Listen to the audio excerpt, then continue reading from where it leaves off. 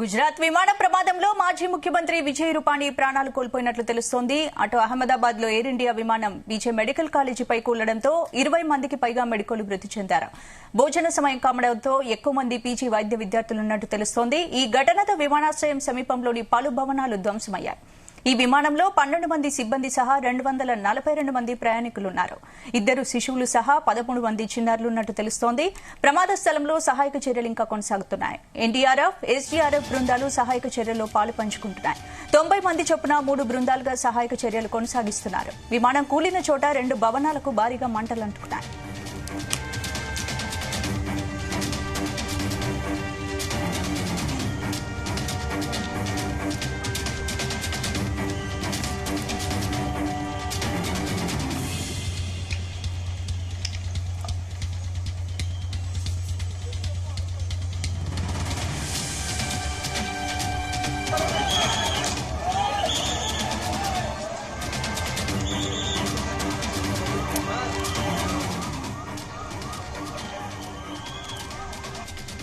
గుజరాత్ విమాన ప్రమాదంలో మాజీ ముఖ్యమంత్రి విజయ్ రూపానీ ప్రాణాలు కోల్పోయినట్లు తెలుస్తోంది. అయితే అధికారిక ప్రకటన రావాల్సింది. అటు అహ్మదాబాద్ లో ఎయిర్ ఇండియా విమానం విజయ్ మెడికల్ కాలేజీపై కూలడంతో 20 మందికి పైగా మెడికల్ మృతి చెందారు. భోజన సమయం కావడంతో ఎక్కువ మంది పీజీ వైద్య విద్యార్థులున్నట్లు తెలుస్తోంది. ఈ ఘటనతో విమానాశ్రయం సమీపంలోని పలు భవనాలు కూడా ధ్వంసమయ్యాయి. విమానంలో 12 మంది సిబ్బంది సహా 242 మంది ప్రయాణికులున్నారు. 2 శిశువులు సహా 13 మంది చిన్నారులున్నట్లు తెలుస్తోంది. ప్రమాద స్థలంలో సహాయక చర్యలు కొనసాగుతున్నాయి. ఎన్డీఆర్ఎఫ్, ఎస్డీఆర్ఎఫ్ బృందాలు సహాయక చర్యల్లో పాలు పంచుకుంటున్నాయి. 90 మంది చొప్పున 3 బృందాలుగా సహాయక చర్యలు కొనసాగిస్తున్నారు. విమానం కూలిన చోట 2 భవనాలకు భారీగా మంటలంటుకున్నాయి.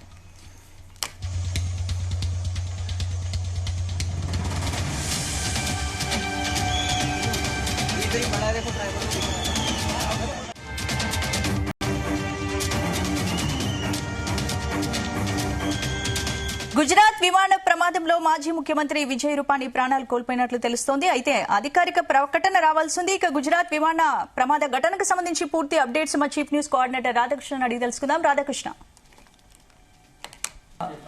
గుజరాత్ కి సంబంధించి అహ్మదాబాద్ ఎయిర్పోర్ట్ సంబంధించి ఈ రోజు ఎయిర్ ఇండియా విమానం ఏదైతే కుప్పకూలిందో దాంట్లో దాదాపుగా 170 మందికి పైగా మృతి చెందినట్టుగా మనకు సమాచారం అందుతా ఉంది. సో ఇంకా చాలా మంది పరిస్థితి తీవ్రంగా ఉంది. ప్రస్తుతానికి వారికి ఆసుపత్రిలో చికిత్స అందిస్తున్నారు అత్యవసర విభాగంలో. సో దీంట్లో ఎవరైతే ఉన్నారో ఈ ప్రమాదంలో తీవ్రంగా గాయపడిన వారిలో గుజరాత్ మాజీ సీఎం విజయ్ రూపానీ ఉన్నట్టుగా తెలుస్తోంది. ప్రస్తుతం అతని కండిషన్ చాలా సీరియస్ గా ఉన్నట్టు చేస్తా ఉంది. సో అతనికి అత్యవసర విభాగంలో చికిత్స అందిస్తున్నారు. సో గత 2016 నుంచి 2021 వరకు గుజరాత్ సీఎం గా ఉన్నారు. గుజరాత్ కి సంబంధించి అభివృద్ధిలో చాలా కీలక పాత్ర పోషించారని చెప్పవచ్చు. దాదాపుగా బీజేపీలో చాలా సీనియర్, అత్యంత గుజరాత్ తో పాటుగా దేశవ్యాప్తంగా ప్రధాని నరేంద్ర మోడీకి అత్యంత సన్నిహితంగా ఉన్నటువంటి విజయ్ రూపానీ అంటే ప్రస్తుతం ఉన్నటువంటి సీఎం భూపేంద్రకు ముందు గుజరాత్ సీఎం గా ఉంటూ వ్యవహరిస్తూ వచ్చారు. సో మొన్నటి ఎన్నికల్లో భూపేంద్రను సీఎం చేశారు. రాజ్యసభ సభ్యుడిగా ఉన్నాడు. పార్టీకి సంబంధించి రాష్ట్ర అధ్యక్షుడిగా ఉంటూ అతని హయాంలోనే గుజరాత్ వరుసగా విజయాలు సాధించింది.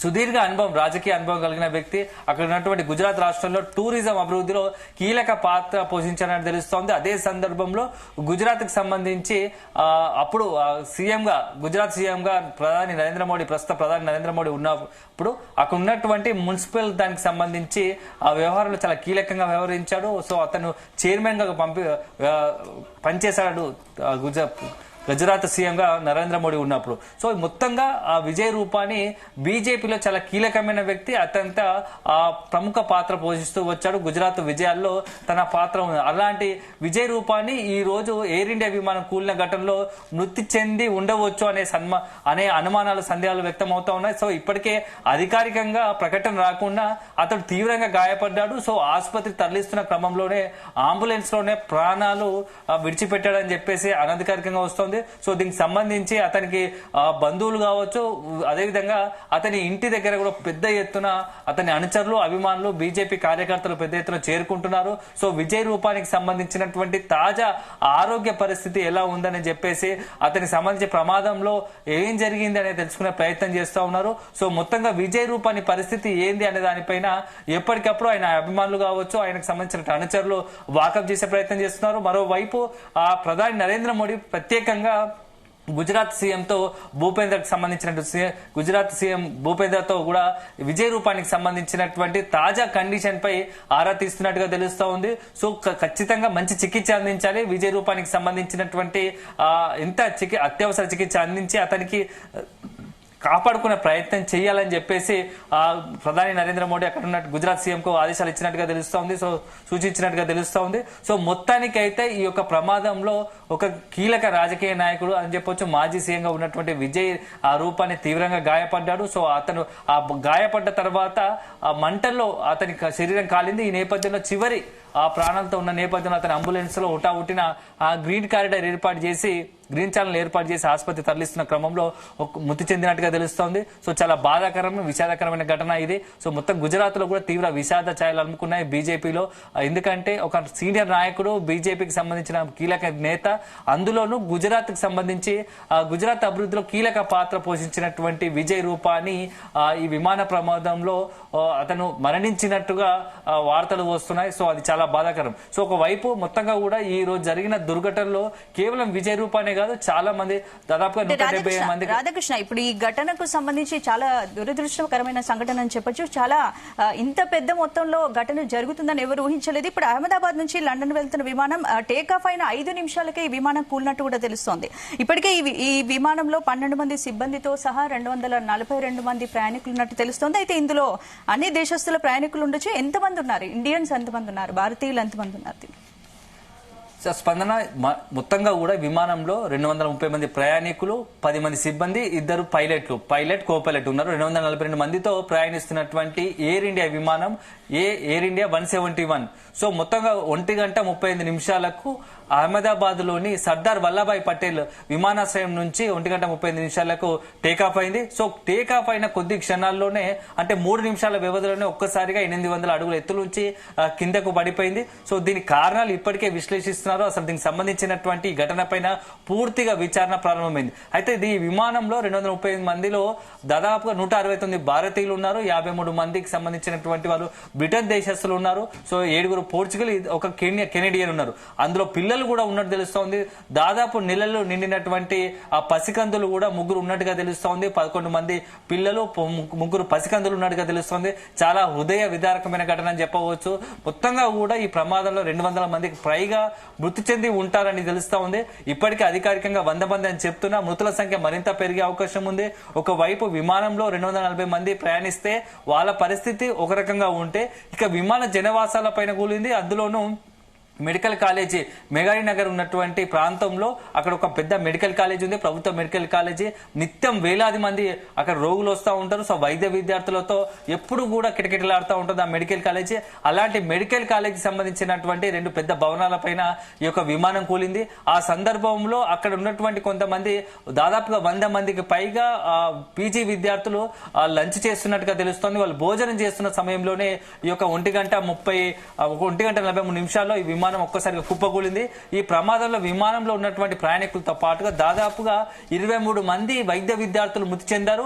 వీరితో పాటు అక్కడ కొంతమంది అక్కడ ఉన్నటువంటి లంచ్ లో, అక్కడ ఉన్నటువంటి రూమ్ లో ఎవరైతే లంచ్ చేస్తున్నారో సాధారణ పౌరులు కూడా మృతి చెందినట్టుగా తెలుస్తోంది. చాలా ఒకవైపు విమాన ప్రయాణికులతో పాటుగా సాధారణకు సంబంధించిన వైద్య విద్యార్థులు కూడా మృతి చెందారని తెలుస్తోంది. సో మరికొందరు తీవ్రంగా గాయపడ్డారు. వాళ్ళందరికీ కూడా చికిత్స అందించే ప్రయత్నం చేస్తా ఉన్నారు. ఇప్పటికే అక్కడ నుండి ఎన్డీఆర్ఎఫ్ బృందాలు రంగంలోకి దిగాయి. దాదాపుగా మొత్తంగా 90 మంది 3 బృందాలుగా విడిపోయి అక్కడ ఉన్నటువంటి సహాయక చర్యల కార్యక్రమాలు ఏర్పడుతున్నారు. ఇప్పటికే పెద్ద ఎత్తున విమానం కూలిన సందర్భంలో మొత్తంగా మంటలు చెలరేగాయి, దట్టమైన పొగ అలుముకుంది. సో ఆ పొగ దాటికి అక్కడ ఉన్నటువంటి వారు కొంతమంది ఆ ప్రమాదంలో మంటల్లో కాలి కొంతమంది చనిపోతాయి. ఆ పొగలు, దట్టమైన పొగలు ఒక్కసారిగా ఆ శ్వాస లేక మరికొంది మంది మృతి చెందినట్టుగా తెలుస్తా ఉంది. ఒక విమానంలోతో పాటు అక్కడ ఉన్నటువంటి స్థానికులు కూడా చాలా మంది ఆ పొగకు ఊపిరాడకనే, దట్టమైన పొగకు ఊపిరాడక కొంతమంది చనిపోయినట్టుగా తెలుస్తా ఉంది. సో కొంతమంది చివరిగా, అంటే ఎవరైతే తీవ్ర గాయాల పాలైనారో వాళ్ళందరినీ కూడా దాదాపు 40 అంబులెన్స్ల ద్వారా వివిధ ఆసుపత్రులకు తరలించే ప్రయత్నం చేశారు. గ్రీన్ ఛానల్ ఏర్పాటు చేసి ఉట్టిన అత్యవసరంగా స్థానికంగా ఉన్నటువంటి ఆసుపత్రులకు చేర్చారు. అత్యవసరమైన చికిత్స అందిస్తున్నారు. దీంతో పాటుగా ఈ ప్రమాదంలో గాయపడ్డ వారికి తీవ్రంగా రక్తస్రావం జరిగింది. వారికి రక్తం అందించడానికి కూడా రక్తం అవసరం ఉందని చెప్తా ఉన్నారు. స్థానికంగా ఉన్నటువంటి పెద్ద ఎత్తున యువత ఆ రక్తం అందించడానికి ముందుకు వస్తున్నారు, రక్తదానం చేయడానికి ముందుకు వస్తున్నారు.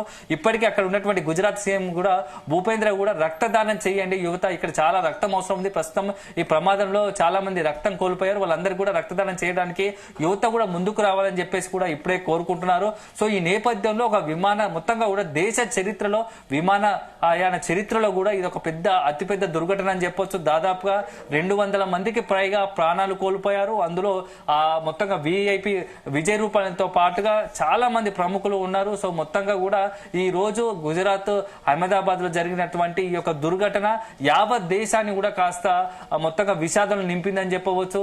200 మంది ప్రాణాలు కాసేపు అయితే అంటే గాల్లో 5 నిమిషాలకు ఏదైతే టేక్ ఆఫ్ అయిన క్రమంలోనే ఒక్కసారిగా కుప్పగూలింది.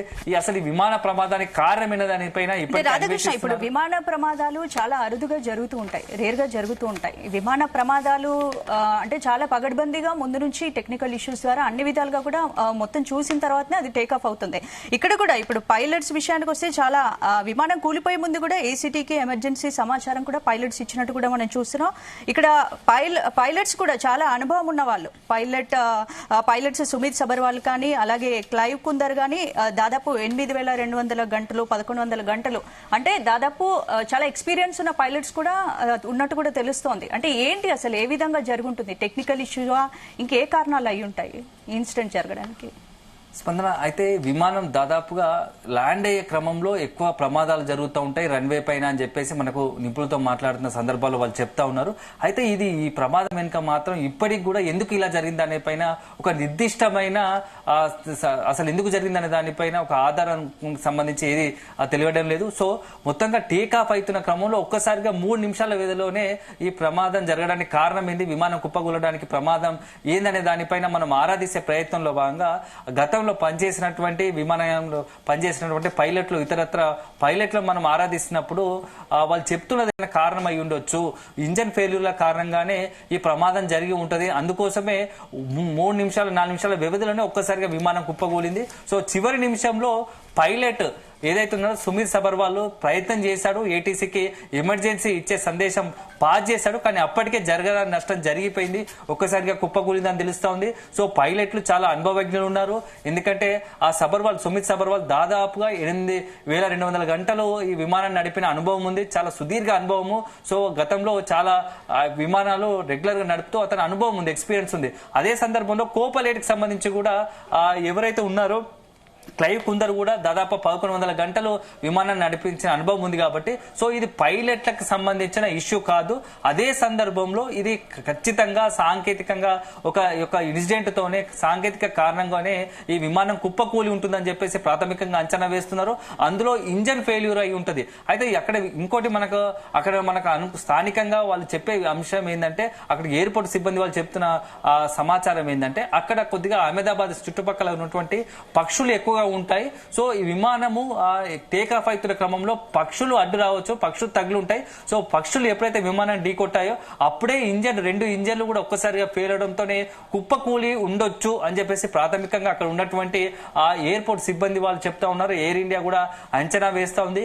ఎందుకంటే ఈ బోయింగ్ విమానాలు చాలా దేశవ్యాప్తంగా కావచ్చు, వరల్డ్ వైడ్ గా చాలా ఎక్కువ ఉన్నాయి. చాలా పక్కా అన్ని టెక్నికల్ గా కానీ ఎలాంటి ఇబ్బంది లేకుండా మంచి అంటే సాంకేతిక పరిజ్ఞానంతో కూడుకున్నటువంటివి ప్రమాదరహితంగా అంటే ప్రమాదాలు చాలా రేరెస్ట్ గా ఇట్లాంటి జరుగుతున్నాయంటే సో అలాంటి బోయింగ్ విమానం ఈ రోజు ప్రమాదానికి గురైన కారణం ఏందనే దానిపైన ఇప్పుడు అంతా కూడా దృష్టి పెట్టారు. ఇప్పటికే ఎయిర్ క్రాఫ్ట్ టీజీకి సంబంధించి విచారణ చేపట్టేందుకు అక్కడ చేరుకున్నారు. మొత్తం ప్రమాద ఘటనపై ఆరాధిస్తా ఉన్నారు.